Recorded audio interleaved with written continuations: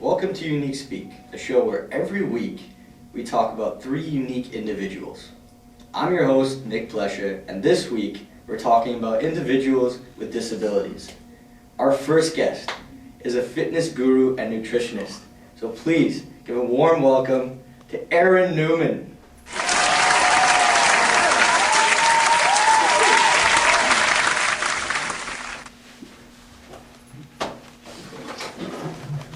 It's great to have you on the show, Aaron. Thanks, it's great to be here. So Aaron, you're a health and fitness expert. Why don't you tell us a little bit about obesity? What is obesity exactly? Obesity is a condition where a person is excessively overweight, resulting in a loss of physical ability and a range of health issues that limit someone's ability to function to a point that it is considered a disability. It's very interesting. So obesity seems like a pretty big issue. Would you say there are safety and medical concerns? Well, yeah, cardiovascular disease is the leading cause of death worldwide. Being obese significantly increases your odds of getting this disease. Obesity rates are rising at a significant rate in our country. With more obese children at our schools than ever before, the importance for creating an inclusive environment in the PE setting that encourages these individuals to be active for life is crucial. Aaron, you're involved with people that struggle with obesity on a frequent basis. Would you say there are benefits to getting involved in physical activity? Oh, for sure. Participating in PE gives them the chance to live a healthier lifestyle and work out on a regular basis, which is going to decrease their chances of developing health problems like diabetes or cardiovascular disease in the future. It's great to hear. So Aaron, as an instructor, what kind of tips would you give future instructors that want to take on people struggling with obesity? Well, you want to have lots of water breaks. Give them a chance to rest as much as possible. So that could mean like shortening games. For example, if you're like having a basketball game, having the students maybe like sub on the fly so everyone gets a chance to rest, and you're not isolating that one student by him always standing to the side taking breaks. Great idea. Also, making these workouts aerobic is key. Aerobic exercise will allow the individuals to burn calories from fat by working at a lower intensity. This is contrary to what some people think, that since they can only work out in short periods, they have to work out as hard as they can. That is an anaerobic and will burn their calories from carbohydrates. Well, Aaron, it was amazing having you on the show today. Thanks again for coming by. Awesome insight. No problem, it was great being here. All right, well, join us after the break, where our next guest speaker will be discussing cerebral palsy.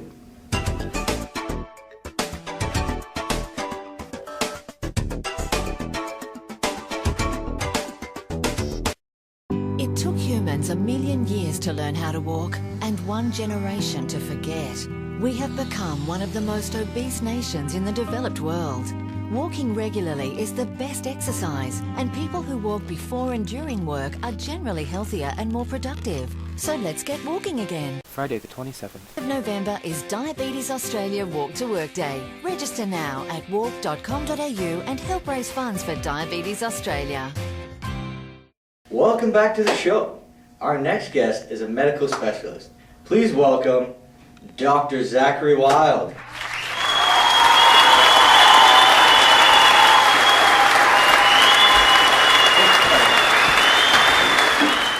Well, Zach, welcome to the show. Thank Excited you. to have you here. I'm glad to be here. All right, so we got to get right into this.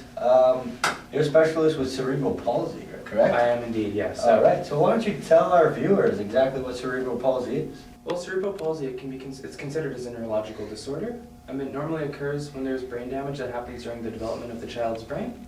Most times it happens before or during the birth, but it can happen up to 2 years after, although that is a lot more rare. Common signs of cerebral palsy are having problems with body movement, their muscle control, they can't control like their fine-tuned muscles as well as the tone. Their muscles are usually a little weaker than other people their age.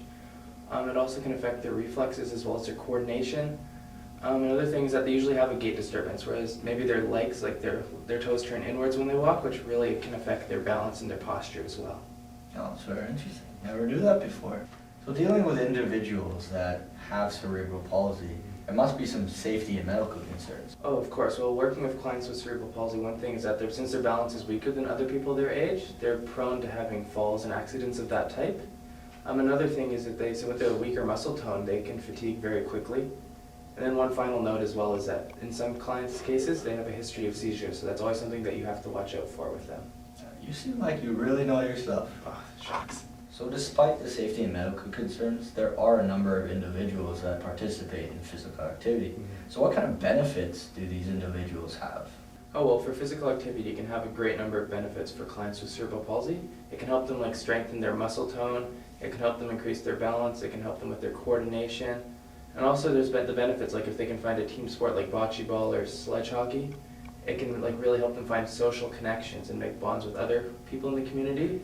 And they can make great friendships that could last a lifetime. That's fantastic. As someone that's as involved with individuals that have cerebral palsy, what kind of tips would you give to someone that wanted to coach or teach someone that has cerebral palsy? One important thing with working with clients with cerebral palsy is you just have to make sure you give them time to have their breaks, because they do fatigue faster than other athletes, so just making sure they have time to rest, rehydrate is so crucial. Another big thing is making sure the surfaces that they're playing on are uniform. You wouldn't want to take them out to a field with a lot of bumps and divots in it because they can fall, because their balance isn't as strong, they might not notice the bumps, and that's very dangerous for them. So making sure the surface is uniform like in a gym is great. If they're really young kids, make sure they have a helmet perhaps, which will help them if they hit their head. And the final thing is just making sure they have their own safe, closed environment to play in. If you're in a gym class setting, you can have other students come into that environment because then it's for sure still safe for the student. It's a lot safer than maybe having them try and join a full class in a big game of soccer because that's a big open environment, anything can happen, it's pretty dangerous for the student. Just having their own environment to the side where other students can join and it's safe is just a great idea. Well, Zach, it was an absolute pleasure having you on the show. Okay, it was very eye-opening, super informative. You did a fantastic job. Join us after the break, where our next guest will be discussing Down syndrome. I'm Zach Anner, and welcome to Workout Wednesdays, the workout show where I teach you how to have a great body like mine.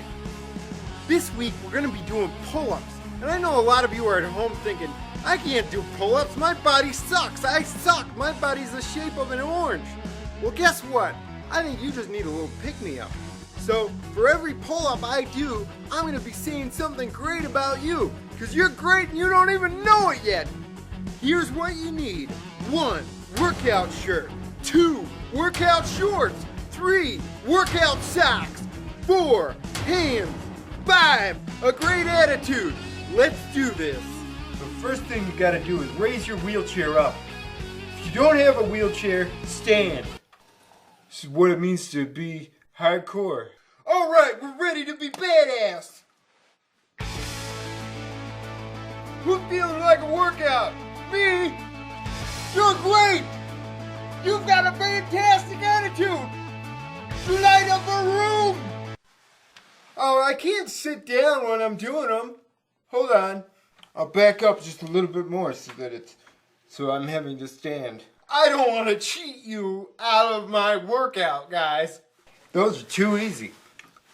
Got a seatbelt up my ass. Here we go. Now it's a workout. You're fantastic! That's a great haircut on you!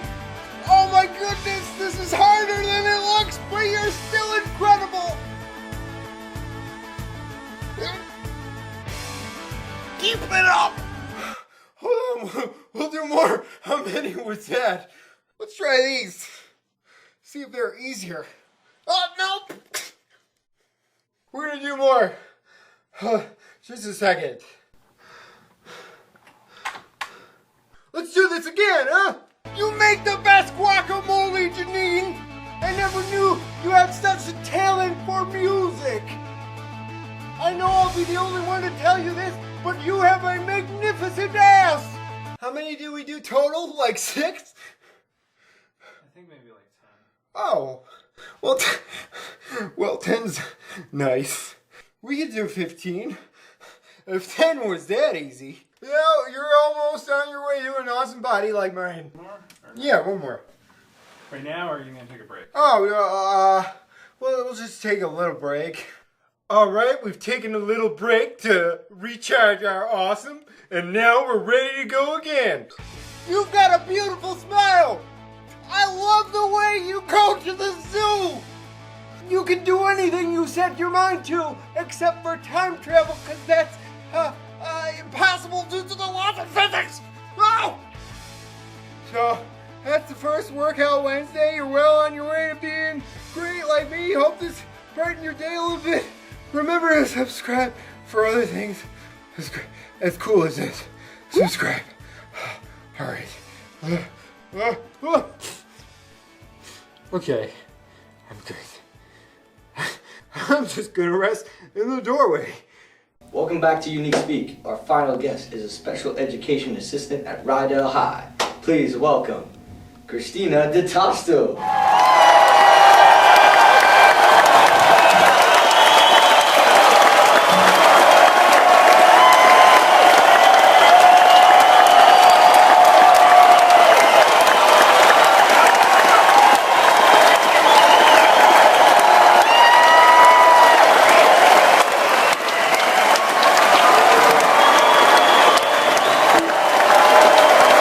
Happy to have you on the show. Yeah, it's great to be here. So you're a special education assistant with young kids that have Down syndrome. What is Down syndrome exactly? Well, Down syndrome is a disorder arising from a chromosome defect causing some intellectual impairment and physical abnormalities. It arises from a defect involving an additional copy of chromosome 21. Having an additional copy of this chromosome means the individuals have 3 copies of each of its genes instead of 2, which usually occurs when a pair of the chromosome fails to separate during egg formation. Although this cause is unknown, it does occur more frequently to the offspring of older women who are usually 35 and older, although this can occur to any age of mothers. Wow, that was really interesting. So being an SEA, there must be safety and medical concerns that make it more challenging to work with individuals that have Down syndrome. Yeah, for sure. Some of the physical differences individuals with Down syndrome portray from a medical standpoint are that they're usually short in stature, they have poor muscle tone, and sometimes they have hearing loss. They also sometimes have poor eyesight along with potential heart defects, weakened immune system, poor balance, and an overall increase in health problems are some of their medical concerns.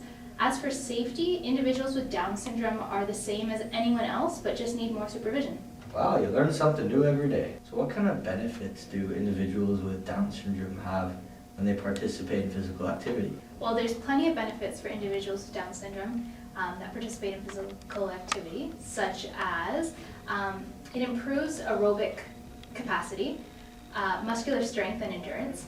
It also helps improve gross motor function and increase range of motion. Most importantly, it improves self-esteem and encourages participation in recreational and social activities. It's really good to hear. Well, Christina, there are a lot of viewers at home that are teachers and coaches. So what kind of tips would you give them if they wanted to get involved with someone that had Down syndrome and that wanted to participate in physical activity? That's a good question. So in order to help teachers or coaches get involved with a student that has Down syndrome, the most important thing is for them to have a positive attitude and to focus on the strengths and be consistent. You have to keep in mind that every individual has different learning styles, so teaching with the lesson incorporating visual, auditory, and kinesthetic learning while making sure to keep instructions short will keep them engaged. It's important also to know that being respectful, clear, concrete, and concise while making words command-oriented rather than giving them an option will make things easier for you as well as the student. While talking to the student, make sure that they're fully engaged through eye contact. That way you don't have to repeat yourself multiple times, and then that way you know that for sure they have heard what you said. It's also important to make short-term goals with the student, which allows for more accomplishments and celebrations, leading to greater self-esteem for the student. Giving students developmentally appropriate skills is key, along with repetition and reinforcement. And most importantly, of course, make it fun and engaging. I gotta say, those are some fantastic tips, Christina. But I'm sorry to say it, our time is up. Just want to say thank you again for coming on to the show. You did a great job. Of course, thanks, it was great. Join us next week on Unique Speak, where we'll be discussing a new extreme sport, deep sea bowling, which is making a huge splash in the sport. See you next time.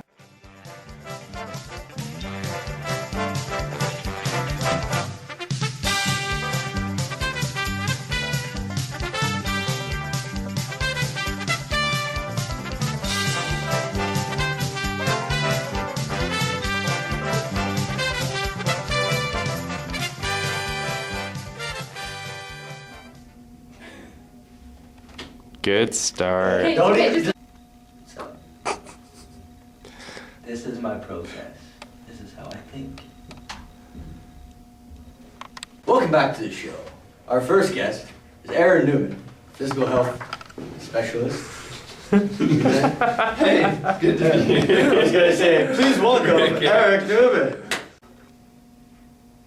Also, making these works.